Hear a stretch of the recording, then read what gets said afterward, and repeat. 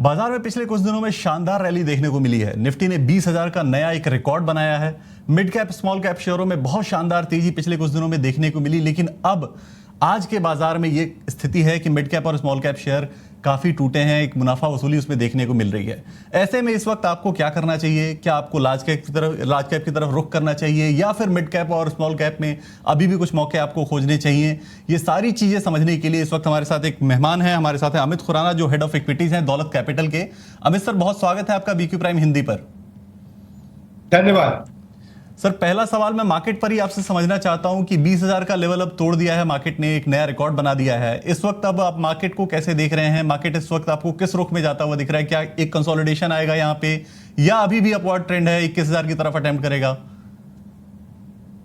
देखिए, ये जो लेवल्स हैं 20,000 या 21,000 के, ये आउटकम है मार्केट के परसेप्शन का। तो लेवल्स तो आते जाते रहेंगे, लेकिन मेरा ऐसा मानना है कि मार्केट का जो एक कंसोलिडेशन रेंज है, जो कि 19,200 से 20,000 की तरफ पहले था, और अब वो कोशिश कर रहा है कि इसको ब्रेकआउट करके ऊपर की तरफ जाए। हमारा डेटा में ऐसा प्रोबेबिलिटी एक अच्छे लेवल का दिखता है कि शायद ये 20,000 से 20,400 या हो सकता है 20,600 की तरफ एक बार जाने का अटेम्प्ट करे। उसके बाद एक नया रेंज क्या पकड़ेगा बाजार, या वहां से बहुत एग्रेसिव सेलिंग देखने को मिलेगा, ये हमें वेट करना पड़ेगा। लेकिन एक पॉजिटिविटी, एक थोड़ा सा मोमेंटम ब्रेकआउट ऐसा जरूर दिख रहा है। अब उसके लिए कंफर्मेशन के लिए हमें नेक्स्ट कुछ दिनों के लिए इंतजार करना पड़ेगा, लेकिन बाइंग सपोर्ट लोअर पे आ जाएगा तो उस केस में ब्रेकआउट कंफर्म हो सकता है। जी सर, मार्केट में जो मिड कैप और स्मॉल कैप का पूरा पैक है वो पिछले के दिनों काफी एक्शन में रहा, लेकिन हमने देखा कि कल एक रिपोर्ट आई कोटक इंस्टीट्यूशनल इक्विटीज की। उसमें उन्होंने कहा है कि उन्होंने अपना मिड कैप पोर्टफोलियो जो है ड्रॉप किया है, क्योंकि उन्हें वैल्यूएशन जो है वो काफी महंगे लग रहे हैं। तो इस वक्त आज जो देख रहे हैं, आज के बाजार में स्थिति यह है कि मिड कैप और स्मॉल कैप दोनों इंडेक्स टूटे हुए और काफी अच्छी खासी गिरावट देखने को मिल रही है। ये मुनाफा वसूली कह सकते हैं, या फिर ये कमजोरी है? अब आगे जो है वो इनमें कमजोरी का ही दौर देखने को मिलेगा। आपको क्या लगता है, मिड कैप और स्मॉल कैप शेयरों में इस वक्त क्या करना चाहिए? देखिए, हमने भी करीब 10 दिन पहले एक रिपोर्ट निकाला था, जिसमें हमने मिड कैप और स्मॉल कैप के ऊपर एक स्पेसिफिक फोकस रखा था, और हमारा व्यू ये था कि काफी सारा री रेटिंग, काफी सारा ऑप्टिमिज्म, एक पॉजिटिविटी कैप्चर्ड है वैल्यूएशंस में इस लेवल पे मिड कैप और स्मॉल कैप को लेके। अगर आप देखें पिछले 6 से 8 महीने में बहुत से स्टॉक्स में 100%, कईयों में 150% तक का मूवमेंट भी आया है। और ये बहुत सारा मूवमेंट सिर्फ PE multiple, price earning multiple को लेकर आया है, क्योंकि जनवरी फरवरी में जो एक बहुत पेसिमिज्म था, उसके बाद एक बॉटम बना के बाजार ने ऊपर की तरफ जो रुख किया, और उसमें मिड कैप स्मॉल कैप को बहुत बड़ा एक बेनिफिट मिला बाइंग सपोर्ट का, लिक्विडिटी सपोर्ट का, और उसमें बहुत सारे स्पेसिफिक बहुत सारे अदर फैक्टर्स भी रहे होंगे। लेकिन इनका अर्निंग्स का डिलीवरी मेरे हिसाब से अभी आना बाकी है। तो इसलिए मार्केट ने इस बात को मान के कि यहां से अर्निंग बेटर होने वाली है, इन स्टॉक्स को रीरेट तो बहुत बड़ा कर दिया है। अब यहां से जो रुख आएगा, मेरे हिसाब से अगले कुछ महीने में बाजार इस चीज को इवेल्युएट करेगा, इस चीज को मापेगा कि इनकी अर्निंग्स किस तरह की ग्रोथ दिखा रही है, किस तरह का एक एनवायरमेंट इनके बिजनेस में बन रहा है। और इसलिए मेरा ऐसा मानना है कि एक जो फर्स्ट लेग होता है बाजार के ऊपर चलने का, वो हो चुका है इन मिड और स्मॉल कैप में। अब यहां से कंसोलिडेशन, और कई केसेस में मुझे ऐसा मानना है कि करेक्शन भी आने का आसार है, और वो करेक्शन एक हेल्दी करेक्शन रहेगा अगले कुछ महीनों के लिए। तो इसीलिए मिड कैप और स्मॉल कैप में हमने अपने नोट में भी, जैसे मैंने आपको बताया, बहुत सारे ऐसे बिजनेसेस को हाईलाइट किया कि जो हमें अगले 1 से 2 साल के लिए अच्छे लगते हैं, लेकिन नियर टर्म में हमने ये क्लियरली अपने नोट में हाईलाइट किया है कि कंसोलिडेशन या छोटी सी करेक्शन रिक्वायर्ड है, और ऐसा हम मानते हैं, और इसीलिए हमारा प्रेफरेंस इस समय लार्ज कैप के लिए ज्यादा है। सर, आप कह रहे हैं कि लार्ज कैप पे प्रेफरेंस ज्यादा है, और रिटेल निवेशक के लिए भी इस वक्त यही अच्छा रहेगा कि अगर करेक्शन उन्हें मिड कैप और स्मॉल कैप में देखने को मिल रही है तो वो सेफ साइड की तरफ, हालांकि मार्केट में कुछ भी सेफ नहीं होता है, जोखिम तो हर जगह पे है, लेकिन फिर भी लार्ज कैप की तरफ आपसे समझना चाहेंगे कि कौन से सेक्टर्स ऐसे हो सकते हैं जो रिटेल निवेशक को, या जो नए निवेशक मार्केट में आ गए हैं, उनको इस वक्त ध्यान रखना चाहिए, ताकि वो कम से कम नुकसान से बच जाए, जो मिड कैप में जो एक वेल्थ इरोजन चल रही है वो उसके नुकसान से बच जाए। देखिए, उसको 2-3 तरह से आप अप्रोच कर सकते हैं। एक, बैंक्स को लेके हम लोग काफी बुलिश रहे हैं, और अगर आप देखें लार्ज कैप बैंक्स पिछले 3 से 4 महीने एक कंसोलिडेशन रेंज में थे, और उनमें एक जो अर्निंग्स का विजिबिलिटी था, थोड़ा उस लेवल को लेकर थोड़े से कंसर्न्स थे मार्केट में। अभी जैसे आरबीआई ने जो एक्स्ट्रा सीआरआर लगाया था बैंक्स पे, वो भी हटाने का प्लान अनाउंस किया। तो जो एक कंसर्न था कि शायद अर्निंग्स के ऊपर एक बैंक्स को लेके उनके जो मुनाफे को लेकर एक कंसर्न था, वो अभी निकल गया है। तो मेरे हिसाब से बैंक्स यहां से एक reasonable level of performance show कर सकते हैं।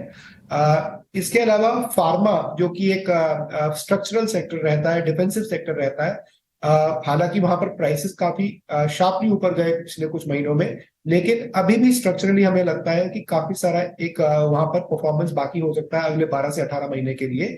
और ऐसी फार्मा कंपनीज जिनका डोमेस्टिक पोर्टफोलियो और आउटसाइड इंडिया जो यूएस बिजनेस है, दोनों के अंदर एक स्ट्रॉन्ग ट्रेंड का हमारे को इसमें इंडिकेशन मिल रहा है। इसके अलावा मैं मानूंगा कि जो डोमेस्टिक कंजम्पशन को लेकर बहुत सारे ऐसे सेक्टर्स हैं जिनमें लास्ट के कुछ महीनों में मंदी का दौर रहा, जैसे स्टेपल्स कंपनी ने एक बहुत ज्यादा परफॉर्मेंस नहीं शो किया है।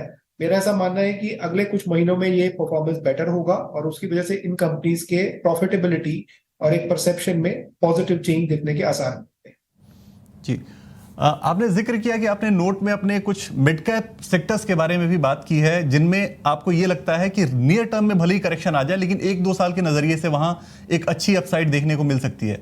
इस डिस्क्लेमर के साथ कि दर्शकों को ये समझते हुए चलना है कि नियर टर्म में करेक्शन की बात अमित सर साफ कह रहे हैं। फिर अमित सर, मैं आपसे जानना चाहता हूं कि वो सेक्टर्स कौन से हैं जो आपने आइडेंटिफाई किए हैं 1 से 2 साल के लिए, लंबी अवधि के लिए मिड कैप में, कि अगर करेक्शन आती है तो वहां हम अपॉर्चुनिटी खोज सकते हैं।